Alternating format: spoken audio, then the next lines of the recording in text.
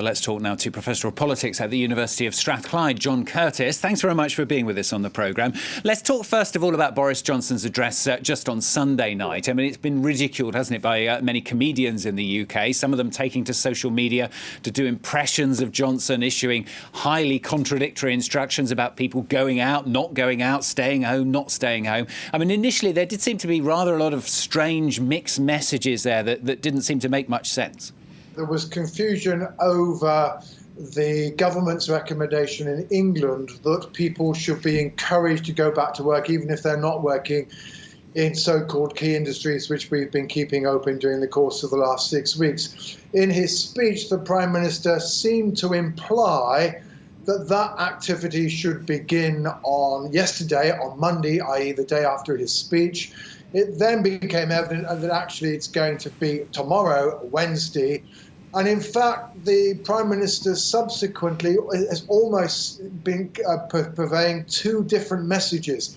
On the one hand, he seems to be trying to convince some of his nervous colleagues inside his parliamentary Conservative Party that actually, yes, indeed, we do need to get people back to work. We're going to start to reopen the economy. But then last night, particularly in the press conference, he was saying that these are baby steps. You know, of course, if people don't have childcare, if their schools haven't reopened, then of course they can't go back to work. And yes, if they have to use public transport, that may be too dangerous for them. So the truth is that although to some degree, I think this morning, now having issued some detailed guidance, the government's position is a little clearer, it's still the case that the Prime Minister, having sowed initial confusion, certainly no longer enjoys what he's had hitherto, which has been a largely political consensus. What's really a crucial thing has happened in the last 36 hours. That consensus is broken down. As you've mentioned, the devolved governments in Scotland, Wales and Northern Ireland rejecting the government's position for England, and the opposition Labour Party within England also now beginning to be much more critical of the government's handling. To that extent, at least, domestic politics has now returned to the UK in the wake of what of course, is the much more difficult task of gradually easing the lockdown and how best to do it. Yeah, he said there, he tried to sort of clear it up a bit, didn't he, in his press conference last night? But it does perhaps seem to us here in France, where many say guidance has been quite clear, actually, that just telling people, as he did at one point, to leave it to common sense is perhaps not enough.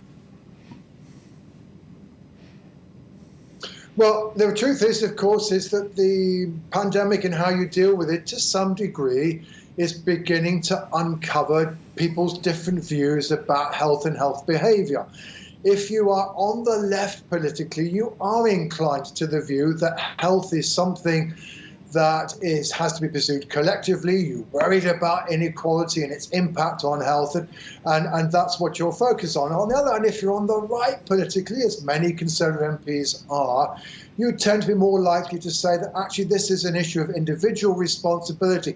People should stop smoking. They should make sure they're not obese. And that underlying ideological division is now being exposed as we try to deal with the lockdown. So those on the right are saying, look, give people the chance to decide for themselves how best to deal with things. Those on the left are saying, no, look, the trouble is if people behave irresponsibly, it's not just them that will suffer, it's everybody else. So this is now, we're beginning to see the return of traditional political divisions in the wake of the lockdown, because this is actually, we do have different views about how health is best managed, and that now becomes much more important at this stage of the process. Much more important, and obviously very, very difficult to square which side of that wall you go on, because you can't just keep running somewhere down the middle, can you?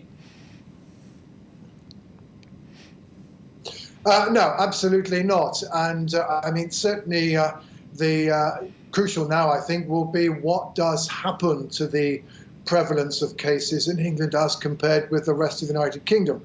The United Kingdom government has to hope that indeed that easing the messages, which not only include people being encouraged to go to work, but also within England at least being allowed now to drive anywhere. You can go and drive to a beach at the other side of the country if you want to do so in order to exercise. Whether or not that greater relaxation doesn't produce a spike of cases in England, in contrast to whatever happens in Scotland, Wales, in Northern Ireland in the next 3 weeks. That, I think, certainly will be something the government will have to worry about. If, on the other hand, these measures don't produce a spike, undoubtedly I think then maybe the public will say, well, actually, yes, maybe we should begin to take advantage of them. But certainly a public which in the UK is still very nervous, seemingly, about easing the restrictions.